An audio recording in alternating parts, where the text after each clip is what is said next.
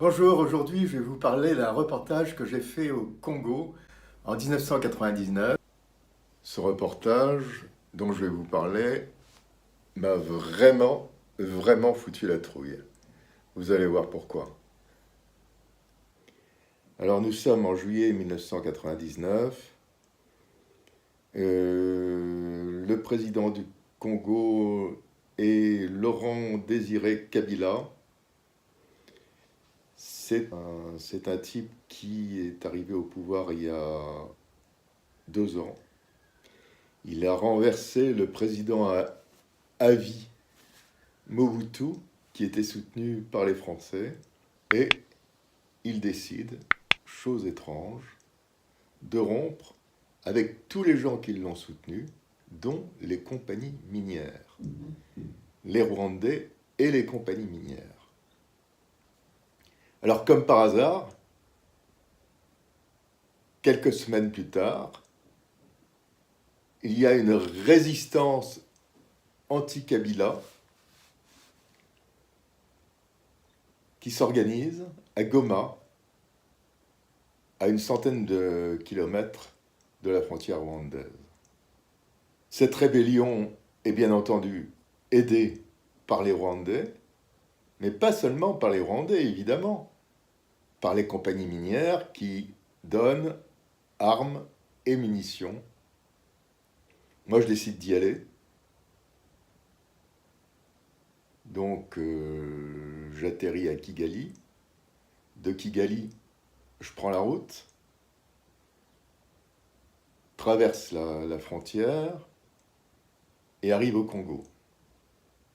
À Goma, je suis moyennement reçu. Un militaire vient me voir et me dit « Vous avez le droit de venir avec moi. Je vais encourager des soldats qui partent au front. » Ah, tout de suite.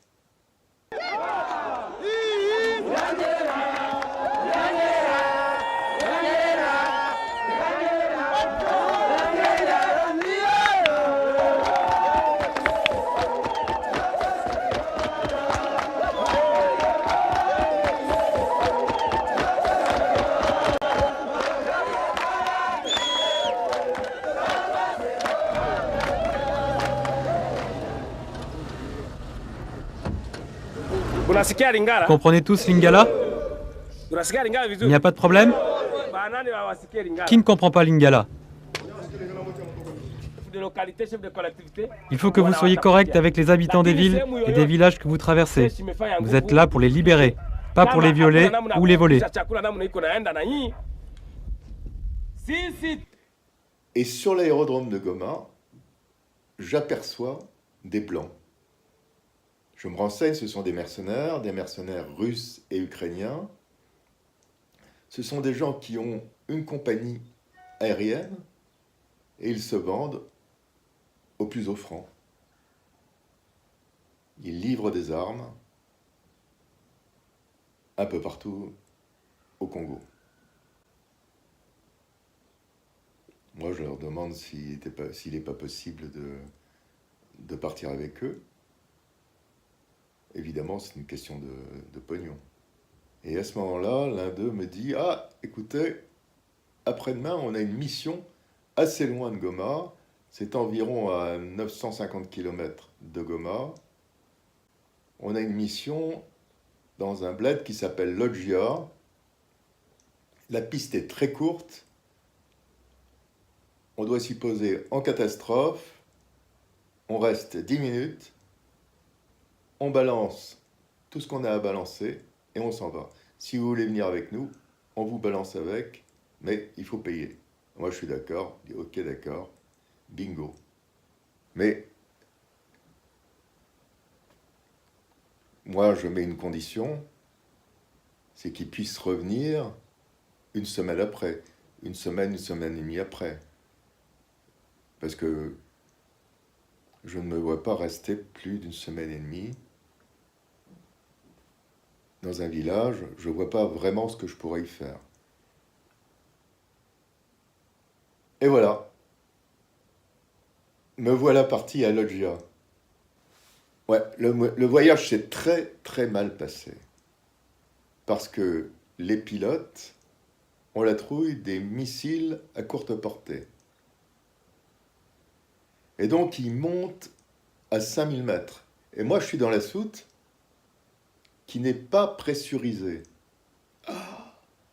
Ah, je crois sentir mon cœur éclater, mes tympans. C'est épouvantable. Je me couche, j'essaye de respirer. Enfin, l'avion redescend. Arrivé à Loggia. Ouf. On me demande si je souhaite loger chez l'habitant. J'accepte avec plaisir. La chose la plus curieuse à Loggia que je n'ai vue, ce sont les enfants qui s'enfuyaient en me voyant. Alors, on me pose la question, je demande pourquoi. Et l'un des habitants me dit, mais tu sais, ça fait au moins 10 ans qu'on n'a pas vu de blanc. Alors eux, évidemment, hein, ils n'ont jamais vu de blanc de leur vie. C'est incroyable.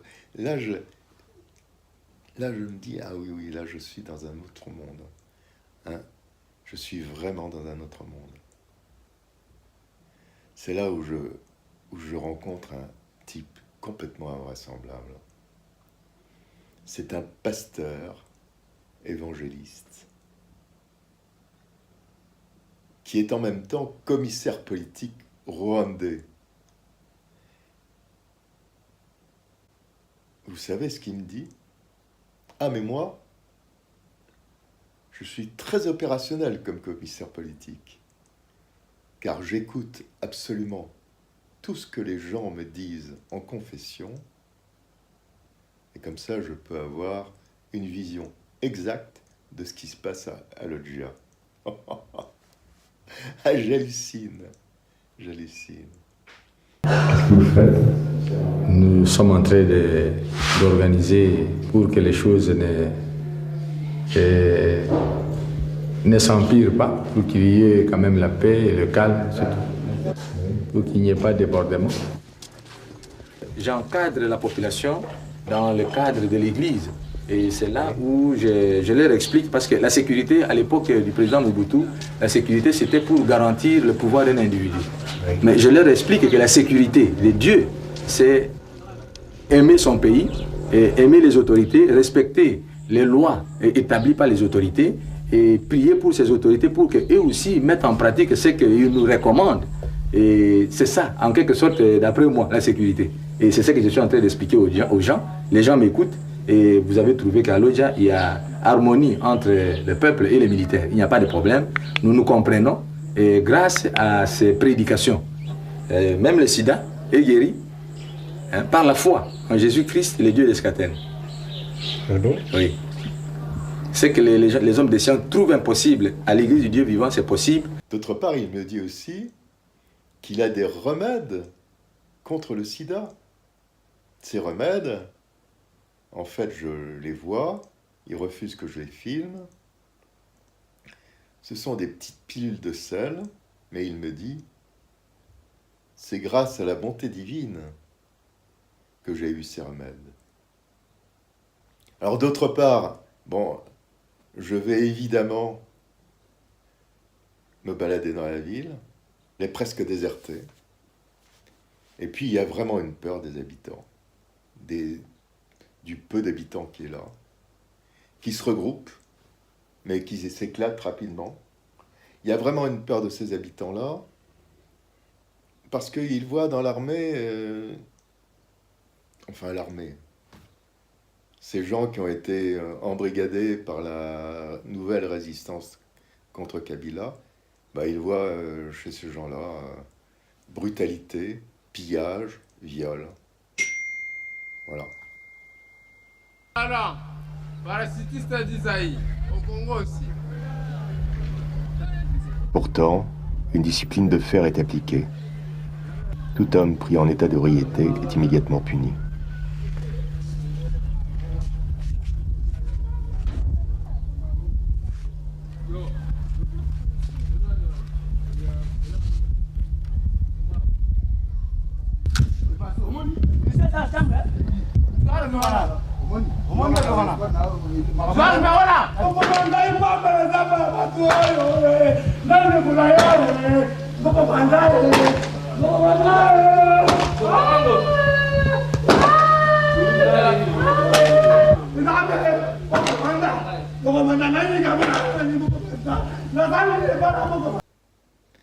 L'un d'eux est accusé de viol. On l'a condamné à 150 coups de fouet. Vous voyez l'étendue de la ville de Lodja. Ce sont eux, les militaires de RCD, qui ont tout pillé. La banque a été détruite, ce n'est pas eux. Nos pharmacies, nos magasins, tout ont été détruits, toujours par eux. Alors qu'ils cessent avec les reflets. Nous ne voulons pas RCD. Qu'ils quittent, que les Rwandais quittent notre territoire congolais. Qu'ils rentrent chez eux. Tous les étrangers, les envahisseurs, qu'ils rentrent chez eux. Qu'ils nous laissent tranquilles chez nous. Les agresseurs qui s'en aillent chez eux. C'est ce que nous cherchons, c'est ce que nous demandons. Si vous avez pitié de nous autres, vous les Français, les Américains, si vous avez le pitié de nous autres, de toutes les façons, nous demandons la paix. Ça fait, par exemple, toute une année et demie. Une année et demie, les enfants n'étudient pas, pas de médicaments, pas de quoi. Les Wamba, ces enfants se trouvent en Europe, sont en train d'étudier. Nous, nos enfants souffrent ici. Nos frères congolais congolais sont de nature de Rwandais.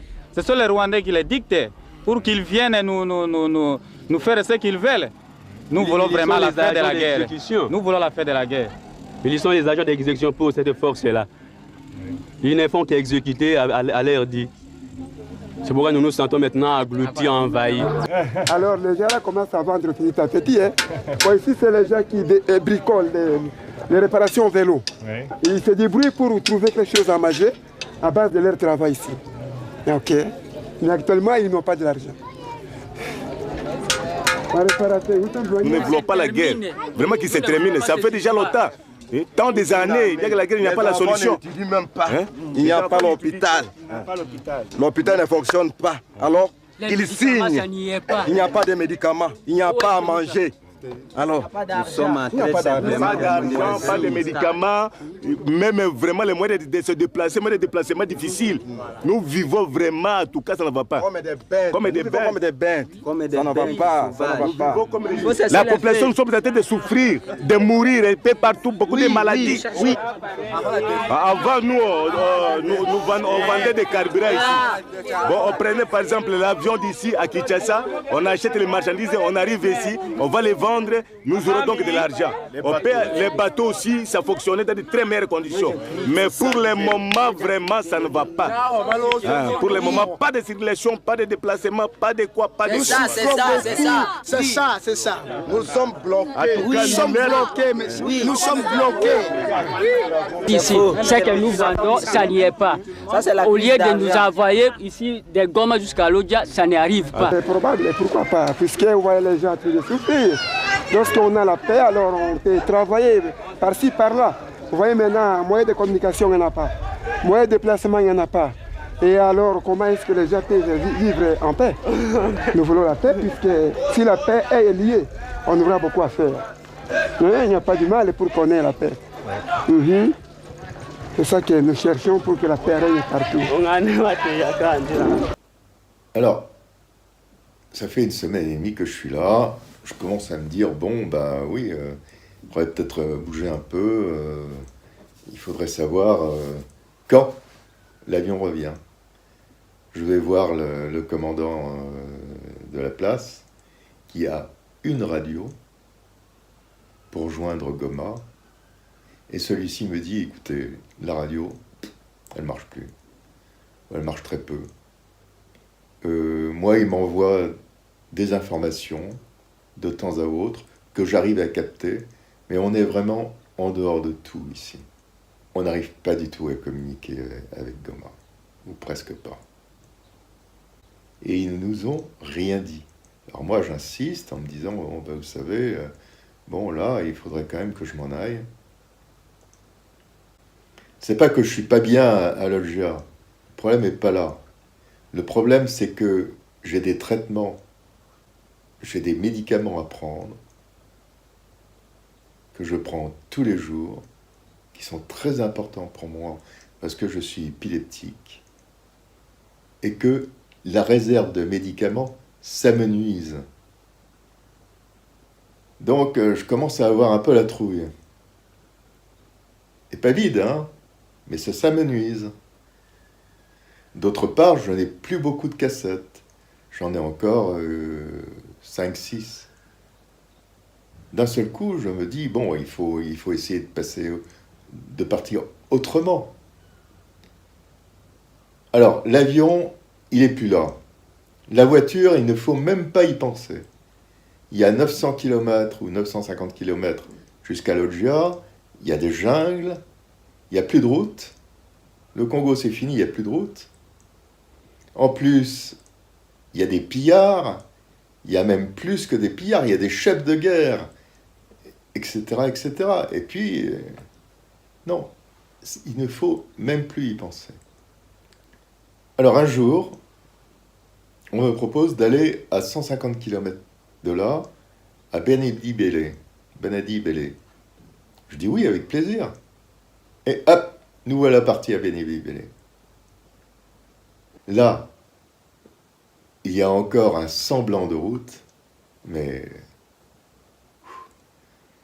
pour passer, j'ai eu des sueurs froides, hein. En particulier des ponts. Oh, mon Dieu.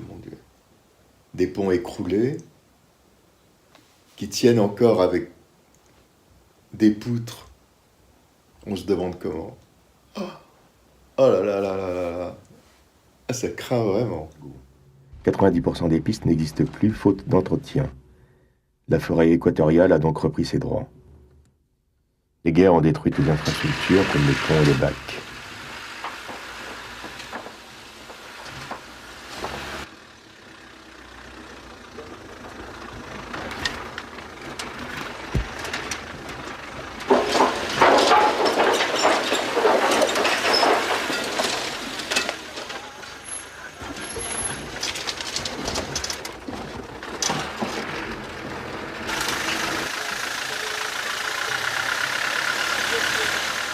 Mais bon, ça marche quand même.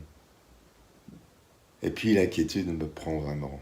Là c'est quand l'angoisse commence à me prendre vraiment. Maintenant, ça fait 1 mois et demi que je suis arrivé.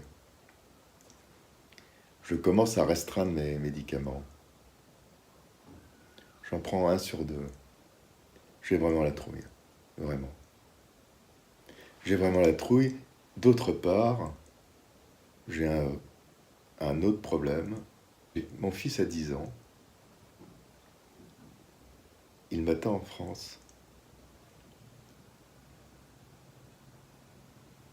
Ça va être la rentrée des classes. Et je ne serai pas là. Ah, quelle horreur. Ah non, ça c'est pas possible.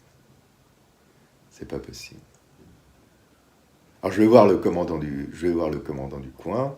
Je lui dis, écoute, maintenant, il faut absolument que tu me trouves un avion. Et tu me dis, mais moi, je peux rien faire. On me répond pas, je ne peux rien faire. Là, je commence à désespérer complètement. Complètement. Je me dis, je vais crever dans ce coin de l'Afrique. Je vais crever vraiment. Je vais mourir. En dehors des miens. En dehors de tout. Absurde quand même. Et puis un jour, le commandant arrive et me dit « Nous avons communiqué !» Un avion arrive. Un avion arrive. Oui. Un avion arrive. Et il me dit, le problème, c'est que nous n'avons plus d'essence. Oh Je lui dis, on s'en fout, on va aller sur ton terrain, on va y aller à pied. Ah mais oui, mais moi je dois y aller, je dois transporter tout ce qu'ils vont nous amener. Il n'y a plus d'essence.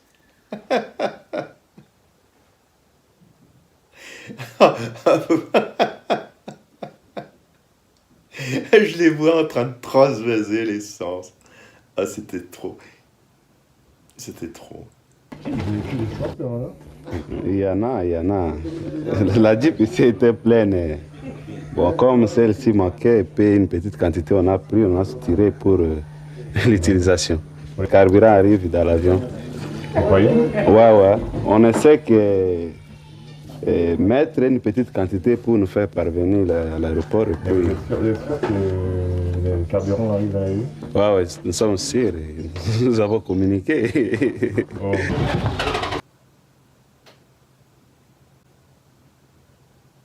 Quelle peur. 2 mois au lieu d'1 semaine.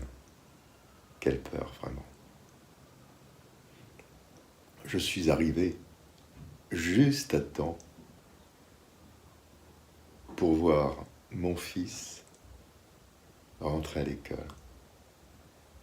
Mais quelle panique.